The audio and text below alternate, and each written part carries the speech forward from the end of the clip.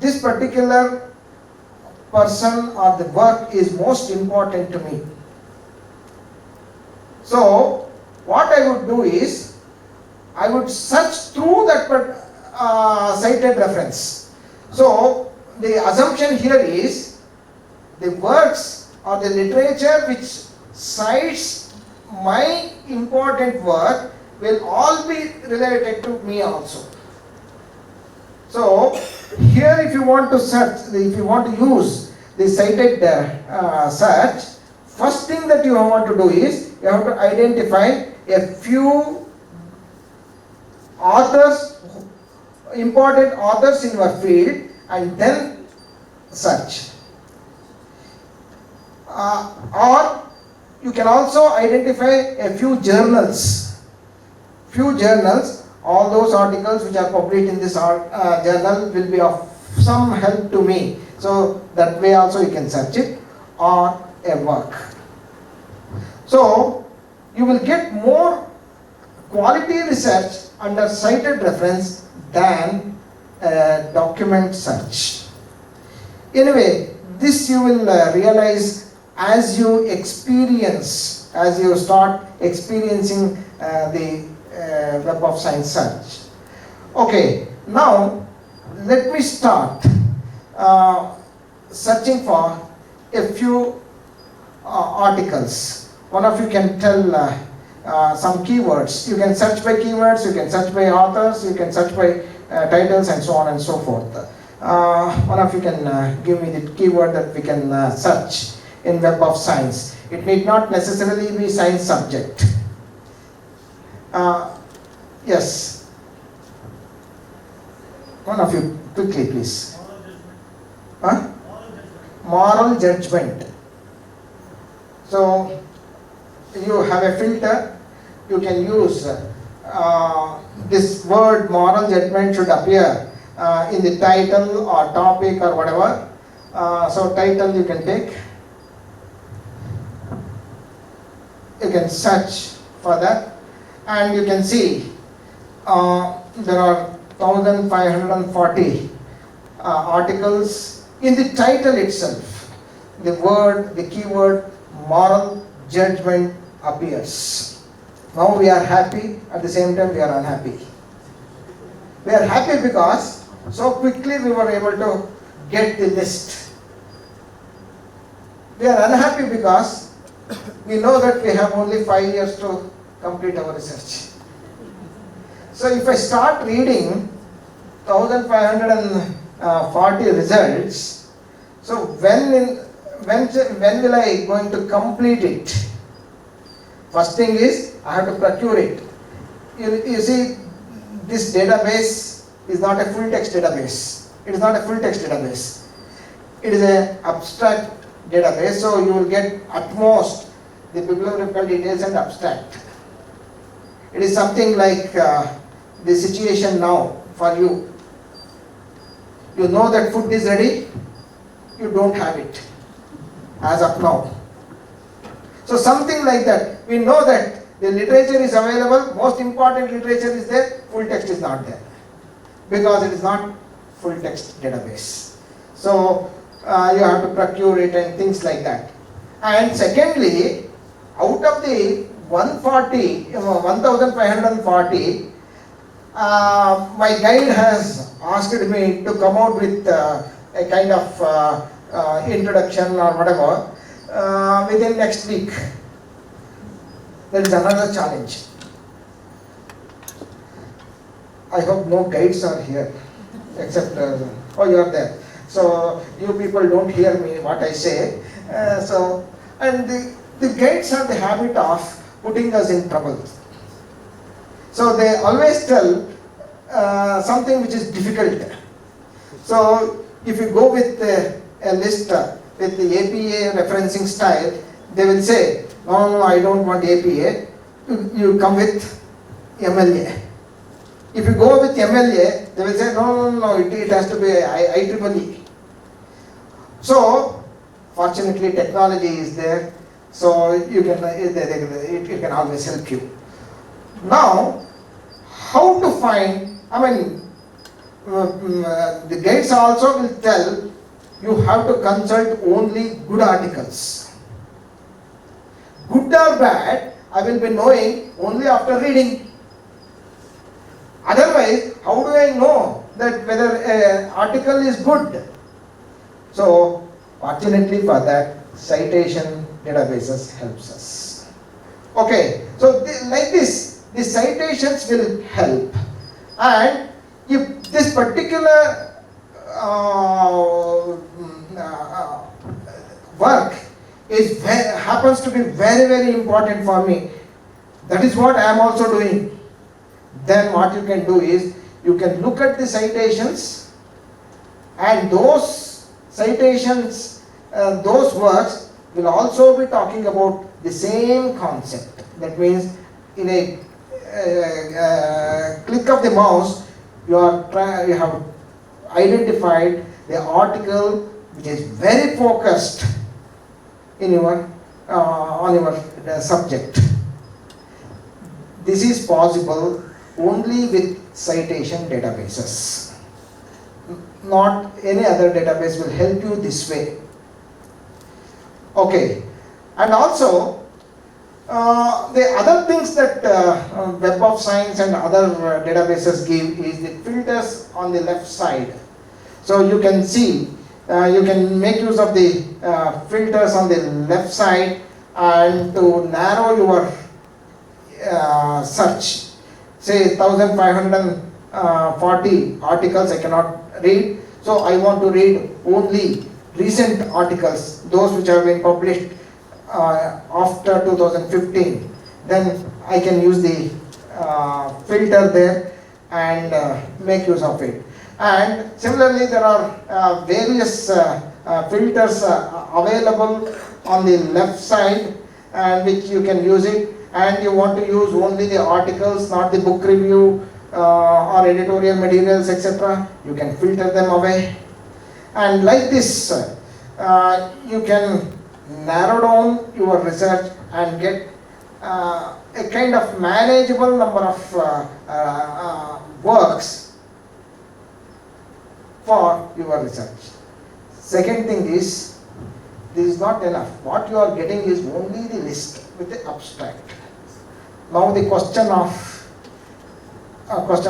acquiring those materials will start. Now, most of the time, our libraries help in this. So libraries are meant to provide these kinds of resources to you, whether they have it in their collection or not. So if they don't have it, they will try to collect it from somewhere and give it to you. So don't hesitate to ask your librarian to provide these resources to you. So he or she will make all efforts to find out, because they will be, they're the experts to know where exactly these journals are available, how to get them, and they will have the network of their own, and they will somehow get those articles to you. So you can also, everything is not available free of cost on the internet. That is one myth that we normally have, but researchers know that whatever is available on net is sufficient only for 20% of our requirement. The remaining 80% are subscribed content. That means you have to pay for it. You have to pay for it, and libraries will help to get those resources. And another thing that you need to know is, these citation databases, they help you. What's the time? 2:10. Okay, another 2-3 minutes, I will stop. Another thing that you need to know is, you have to identify as a researcher the people who are working in your area, the important people that you are working in your area. Citation databases helps to identify that. So how to know a person is a popular or impactful researcher in his area, there are two ways. One is look his biodata. First identify, look his the number of citations that he has received, and also there is one parameter called H index. H index you can get in citation databases. And what you need to understand is this H index varies from one database to another database. The H index in WOS, that is Web of Science, is different than H index in Scopus. H index in Scopus is different than H index that you can calculate in Google Scholar. Okay, and many times people when they tell about their H index, it is normally from Google Scholar, because the Google Scholar H index will be normally higher than the H index that you find in Web of Science and Scopus. It is because the coverage of the journals is very restricted in Web of Science and Scopus. So if the H index of a person is more than 10 in Web of Science, is definitely a good researcher. No doubt about it. It is very difficult to cross that mark of 10 in Web of Science. Something like that. And this H index concept varies between subject area to subject area. We cannot compare the H index of science faculty with this H index of the social science faculty, because normally there is a trend that the H index of the social science faculty will be lesser than the science faculty, because they have got more opportunity to publish and more number of articles are there and more number of people will cite. The citing habit is good in science field. So these are all the reasons why they get more citations. But social science citations, we have to have a different benchmark. We cannot compare the different areas just by looking at H index. And people have started already putting their H index in their visiting card also. So that's why I call it not H index, it is Hooch index. Because they are worried about H index. My H index is 10, what about yours? As if you have 10, you have fallen from the heaven. But H index does tell something. It is an indicator. It's a good indicator. So there are various other things. You can also find out which journal is a good journal in your research area, for which you have to find out impact factor, what is called JIF or impact factor. If you are searching WOS, that is Web of Science, if you are searching in say for example Scopus, it is site score, not impact factor. Impact factor is related to WOS, site score is related to Scopus. Like this, you should know some of these things before you actually start your research work. And I am very sure that by the end of this particular workshop, you will be learning all these techniques. So I encourage all of you to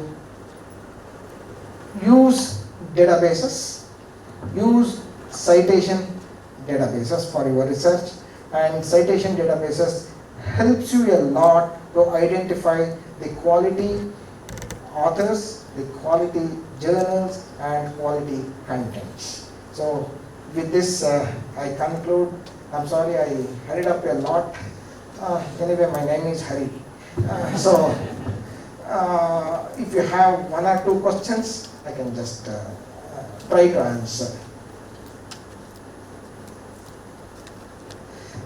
I know that the only question that you have is... Full text database. Yes, sir? How to get full text database? Full text databases are available with the aggregators like Elsevier, Sage and things like that. They have to be, we have to subscribe for that. And I told you one database called, what is that, JSTOR. JSTOR is a retrospective full text database. That means you will get all the full text articles which are 5 years or old in JSTOR. But only thing is one has to subscribe for it. It is impossible for any single individual to subscribe because the subscription cost is very high, and the libraries have to do it, the institutions have to do it. When there is a demand for such full text databases, libraries will be more than happy to subscribe those databases.